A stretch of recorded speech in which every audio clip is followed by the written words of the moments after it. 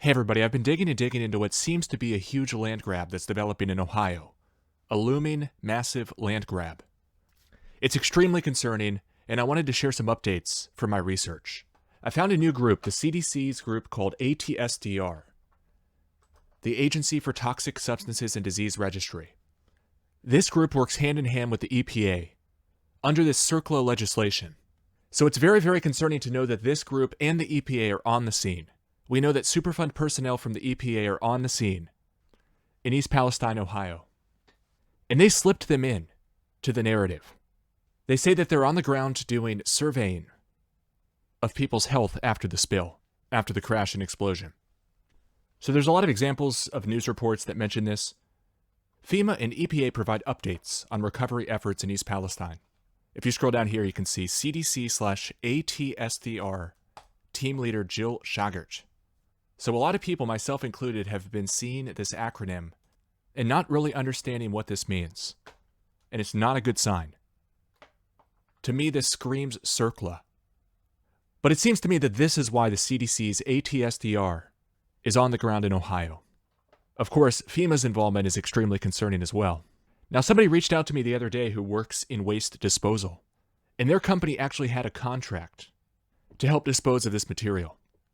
And I was told by this person, and we're working on finding some more confirmatory information. So this is unconfirmed, but I have the first report that the area has already been declared a Superfund site. Now, the news has been extremely quiet on that front, not even addressing the possibility that it might turn into a CERCLA Superfund site. But I was told by this guy who has a lot of experience around CERCLA that he heard, and he sounded pretty sure, that this region had been declared a Superfund, which is extremely concerning if you read the legislation. Check out the prior videos I put out on this and the reports on timtruth.substack.com. But I have a new report. I just published this. Forced evacuations imminent? Are the EPA and CDC colluding to force Americans from homes using CERCLA, ATSDR, and the PHAGM? So the PHAGM is a very long document, it's around 300 pages, from the CDC group called ATSDR, Agency for Toxic Substances and Disease Registry. And PHAGM stands for the Public Health Assessment Guidance Manual. And I'll show you some very concerning excerpts from this, including their decision-making process, what they end up doing, which is, as you can see here, draw public health conclusions, make recommendations, and develop public health action plan. And let me just show you what's very concerning about what their action plan may consist of. Actions to cease or reduce exposures. Recommended actions may include, look at this last one, evacuating or temporarily relocating populations, which sounds a whole lot like forcing victims out of their home against their will. And I think this stage of the agenda is all about manufacturing consent. Media spin, planted leaders, misleaders. And this is such an important issue. If you have any principles at all, it needs to be about free choice. Yes, these people should be compensated huge sums of money for the property damage, but nobody should be forced out of their homes.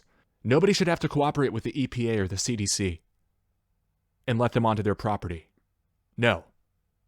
Nobody should be fined and penalized windfall liens and or have to pay higher taxes because the government says, oh, well, your property's worth so much more now after we cleaned it up.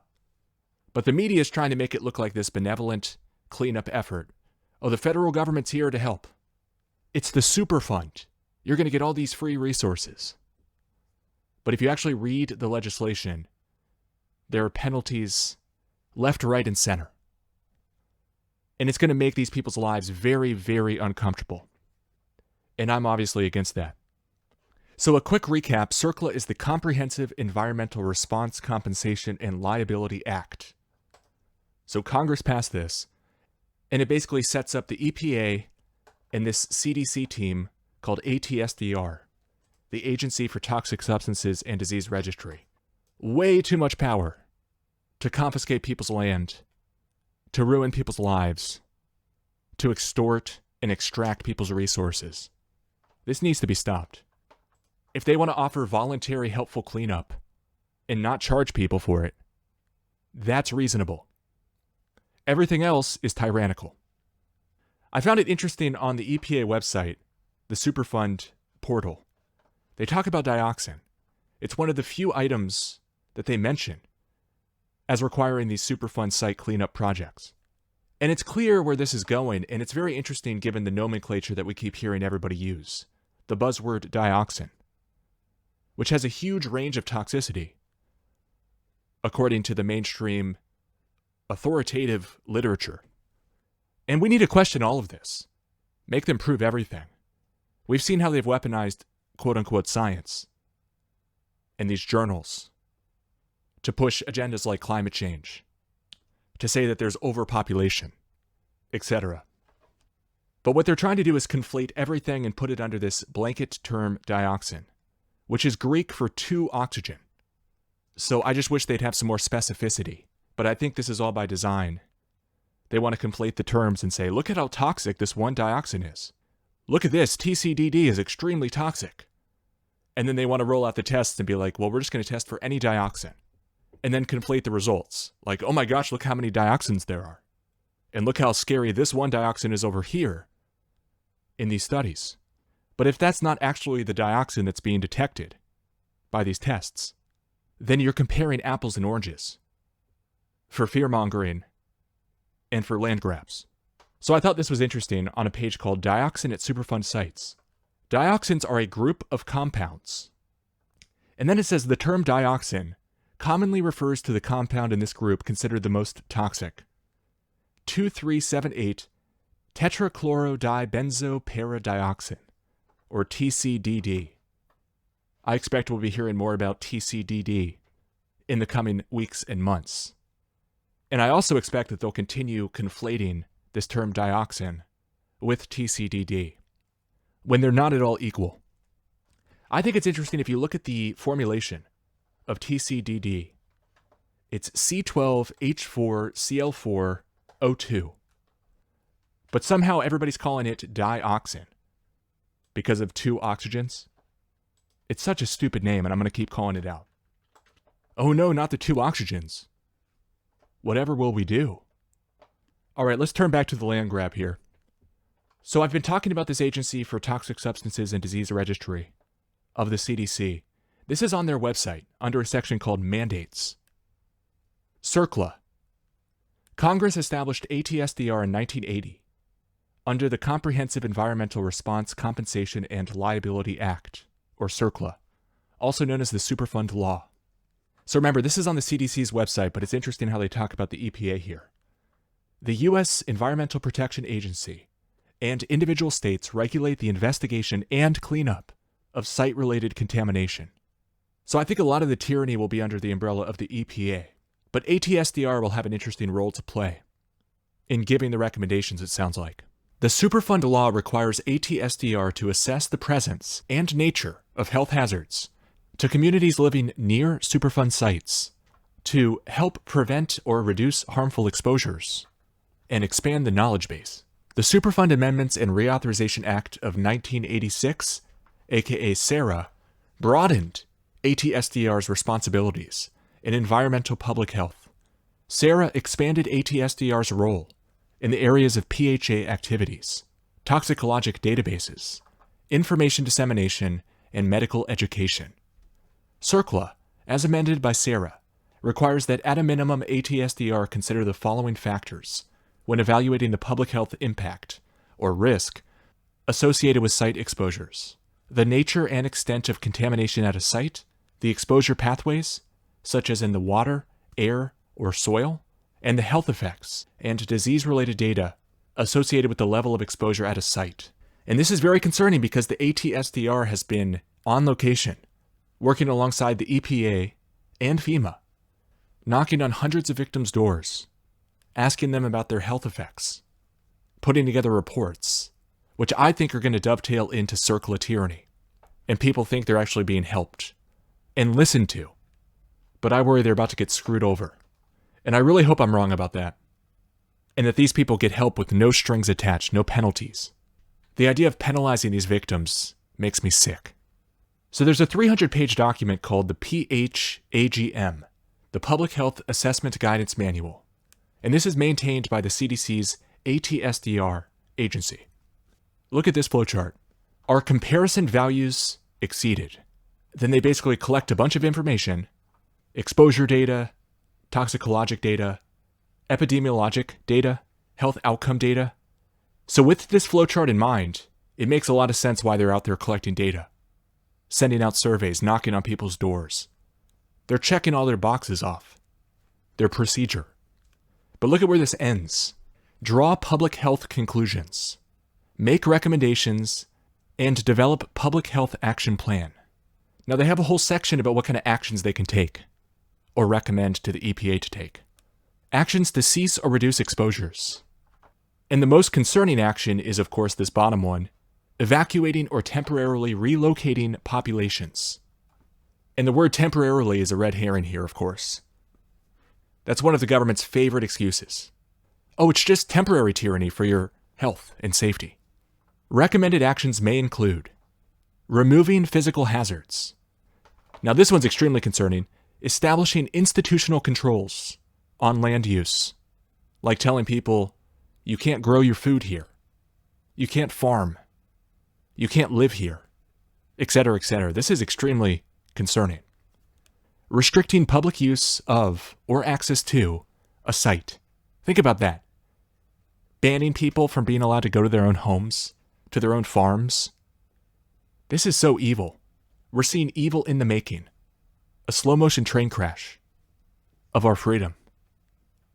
Also restricting the use of drinking water supplies, establishing measures to restrict contaminant migration, remediating contaminant sources, and finally, evacuating or temporarily relocating populations.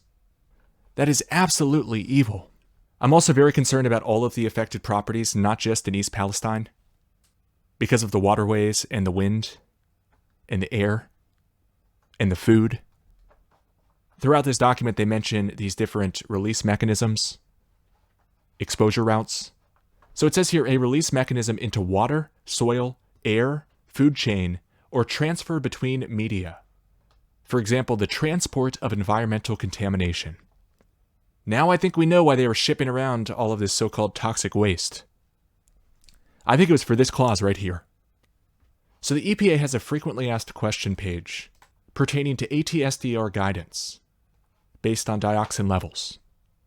Remember, for CERCLA, these two groups work hand in hand. The CDC's ATSDR and the EPA. So I just wanted to read a couple of excerpts from this. It says the EPA's preliminary remediation goal for dioxin in residential soil remains at 1 part per billion. That's their, quote, preliminary remediation goal. That is such a small amount. And if we don't get on the right side of history here and demand that all of this be optional, that all of this must be voluntary, and that victims cannot be punished, that victims cannot be forced to comply, then the EPA can just go around saying, well, we found 2 parts per billion on your property. We have to evacuate you. You can't grow food here. You have to let us onto your property and put windfall liens on your title. This stuff really makes me sick. Here's another question. What does ATSDR's updated policy recommend? The policy recommends that ATSDR health assessors evaluate residential, so meaning where people live, dioxin soil levels that exceed the ATSDR's established screening level of 0.05 parts per billion. So if you thought 1 part per billion was ridiculous, like I do, now they're talking about 0.05 parts per billion. And also note how they're talking about dioxins. So not the scariest dioxin, TCDD. No, just any old dioxin. We wouldn't want there to be 2 oxygens next to each other. So basically they're saying, we want the CDC, the ATSDR, and the EPA to evaluate residential dioxin soil levels above 0.05 parts per billion. It says the level of 0.05 parts per billion is an ATSDR screening level for dioxin and dioxin-like compounds, including, now note they don't say, but not limited to, but we should say that too, including but not limited to TCDD, or 2378 tetrachlorodibenzo P-dioxin, and other structurally related halogenated aromatic hydrocarbons, based on non-cancer risks associated with ingestion of soil in residential settings. It says, in addition to evaluating dioxin with respect to soil ingestion, ASDR health assessors, in applying the 2005 PHAGM, ensure that comprehensive evaluation of dioxins include the consideration of scenarios and relevant screening levels where dioxins may enter the food chain pathway. They're going to try to decimate farming in the region. This is gross. It says EPA generally uses 1 part per billion dioxin as a starting point for setting cleanup levels. 1 part per billion dioxin as a starting point for setting cleanup levels for CERCLA removal sites. So for CERCLA, they're looking at 1 part per billion dioxin as the cleanup level. What the hell, folks? And this is not going to be voluntary if they get their way. And as a preliminary remediation goal for CERCLA remedial sites for dioxin in surface soil involving a residential exposure scenario. Now look at this. This level does not apply to other exposure pathways, such as migration of soil contaminants to groundwater or to agricultural products. So what do we have in this situation? All of this. Groundwater, agricultural products in the area, residential property. It seems like they picked this place to show everybody on the world stage how this new environmental tyranny works. But the way I read this is that they're going to have an even lower threshold, lower than 1 part per billion, when groundwater or agricultural products are involved. Wake up, people. We can see where this is going. I found another interesting document also linked in this article from ATSDR's report on chlorinated dibenzo P dioxins. It says the objective of this update is to ensure that ATSDR health assessors evaluate dioxin levels that exceed the ATSDR's established screening level of 0.05 parts per billion. It says the 0.05 parts per billion value should be used as the comparison value when following the PHAGM. So this is a very concerning document that I've been spending hours reading. So this is a key threshold. They say right here, 0.05 parts per billion, and again, they just use the word dioxin, is the comparison value for PHAGM. Well, let's refer back to this diagram. Our comparison values exceeded. See that over here? Our comparison values exceeded. That's 0.05 parts per billion. So I can just see the EPA going down the countryside, all throughout the American heartland, with East Palestine as the epicenter, and just looking for anywhere they can find, probably with flawed tests, and counting all dioxins as the same. Oh, can we find any locations with 0.05 parts per billion or more dioxin? And if so, they collect a bunch of data, so harass the owners, force people to comply, and then in their discretion, draw public health conclusions and develop public health action plans, including evacuation and relocations potentially. And again, it reiterates, the EPA guidance continues to identify 1 part per billion as the preliminary remediation goal for residential exposure scenarios. But what about farming? What about small business? So if you want to learn more about this, check out this other article too about CERCLA and EPA's eco-communist takeover of the USA heartlands. And I go through this CERCLA legislation, and I highlight the most concerning aspects. So that's linked as well. But I find this absolutely abhorrent and an obvious land grab. I think this whole thing was planned and intentional. The location carefully chosen for a host of reasons. Plants in our midst, traitors if you will, hyping Pentagon talking points to drive people off their land. How absolutely disgusting. So I'll leave it there. Let me know what you think. And check out the article for all the links, and I hope you all have a great rest of your day.